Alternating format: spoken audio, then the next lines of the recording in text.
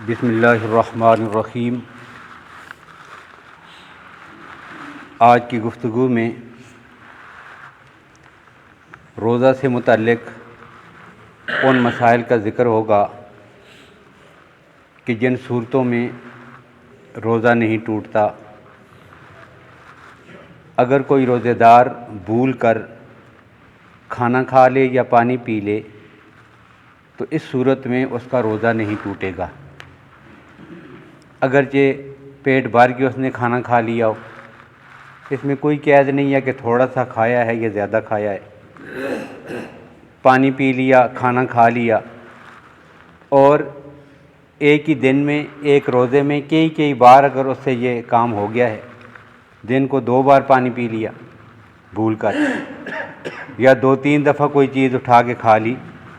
تو اس صورت میں بھی اس کا روزہ نہیں ٹوٹے گا۔ اب ایک آدمی نے دیکھا کہ دوسرا کوئی آدمی رمضان کے روزے ہیں اور بھول کر جو ہے وہ کھانا کھا رہا ہے۔ اب اس کے لیے شریعت نے 2 چیزیں متعین کی ہیں کہ جو کھا رہا ہے اگر وہ صحت مند آدمی ہے، نوجوان ہے، تو اب دیکھنے والے پہ ضروری ہے کہ فوراً اس کو یاد دلا دے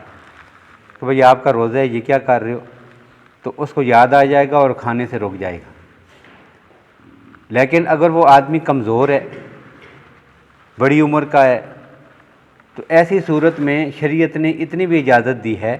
کہ دیکھنے والا آدمی اتنی دیر تک رکا رہے کہ جب تک وہ گزارے کے قابل کچھ کھا لے۔ اب دیکھیں شریعت نے کتنی آسانی کی ہے اور کتنی شفقت ہے کہ ایک کمزور آدمی کی کمزوری کا بھی اتنا احساس کیا کہ دیکھا کہ وہ بھول کر کھا رہا ہے اور کمزور سا آدمی ہے، لاغر ہے، نحیف ہے، تو اب ایسے آدمی کو فوراً بے شک یاد نہ دلائے، اس کی بھی اس شریعت نے گنجائش رکھی ہے۔ اب روزے کی حالت میں ایک آدمی کے منہ میں مچھر، حلق میں یا مکھی چلی گئی، یا راستے سے گزر رہا تھا اور دھواں تھا تو دھواں جو ہے اس کے حلق میں داخل ہو گیا، تو ایسی صورت میں اس کا روزہ نہیں ٹوٹے گا۔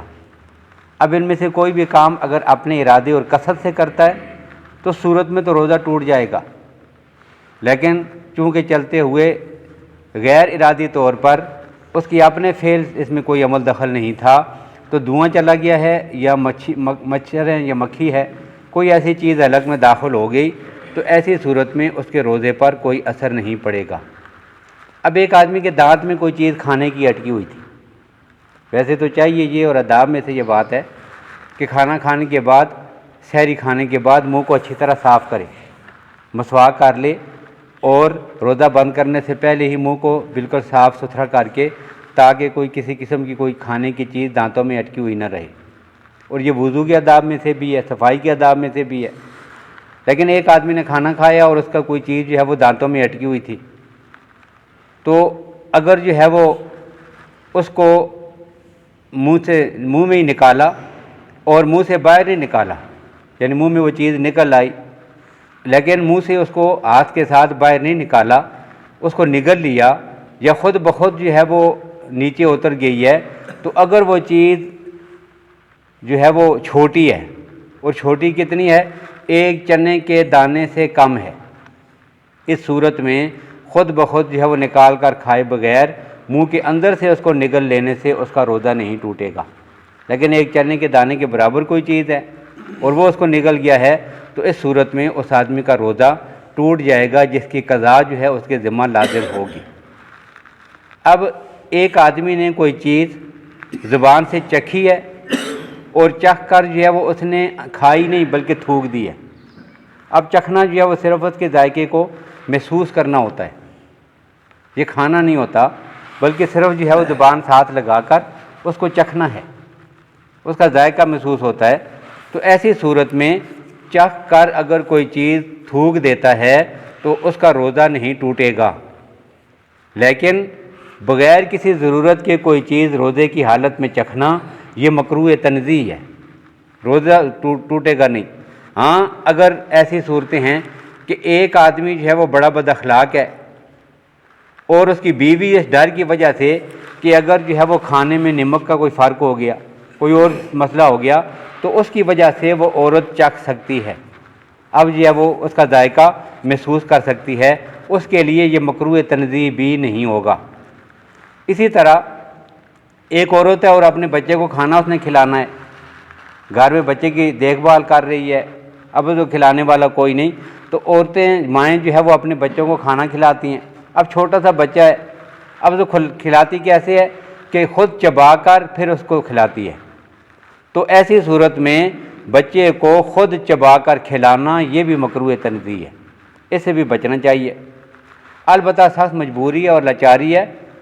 اور بچہ جو ہے اس کے بغیر کھا نہیں سکتا یا کوئی اور چیز اس کو کھلانے کی نہیں ہے، تو ایسی سخت مجبوری کی حالت میں عورت کے لیے چبا کر بچے کو کھلانے کی گنجائش ہے۔ اب روزہ دار نے ایک دوائی چکھی اور چکھنے کے بعد اس کا جو ہے وہ کڑواٹ ہے یا اس کی نمکینی ہے یا اس کی مٹھاس ہے، یہ اس کا ذائقہ ہے۔ اب اس کا ذائقہ جو ہے اس کی حلق میں اس نے محسوس کیا، لیکن دوائی جو ہے وہ حلق میں نہیں گئی ہے، صرف اس کا ذائقہ جو اس نے چکھا تھا وہ حلق میں محسوس ہوا، تو اس صورت میں بھی اس کا روزہ نہیں ٹوٹے گا۔ اب اسی طرح دانتوں کو صاف کرنے کا مسئلہ ہے، یہ جو ہمارے ہاں منجن استعمال ہوتے ہیں، ٹوتھ پیسٹ استعمال ہوتے ہیں، تو روزے کی حالت میں ان کا استعمال کرنا یہ مکروہ ہے۔ روزے کے پہلے روزہ بند کرنے سے پہلے جو ہے اگر کوئی آدمی یا روزہ کھولنے کے بعد دانتوں کو صاف کرنا چاہتا ہے تو اس کے لیے اجازت ہے، لیکن روزے کی حالت میں ٹوتھ پیسٹ استعمال نہ کریں۔ البتہ مسواک جو ہے وہ روزے کی حالت میں ہر وضو کے ساتھ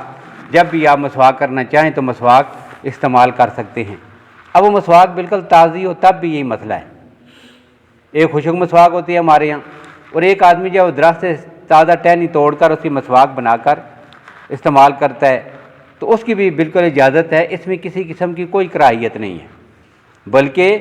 بعض درخت ایسے ہوتے ہیں کہ جن کی مسواک میں جو ہے وہ ترشی یا سختی یا کسی قسم کا کوئی ذائقہ ہوتا ہے،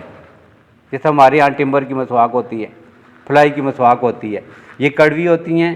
اور منہ میں ان کا ذائقہ محسوس ہوتا ہے، تو ایسی مسواک کرنے میں بھی کسی قسم کی کوئی کراہیت نہیں ہے، آپ ایسی مسواک بھی استعمال کر سکتے ہیں۔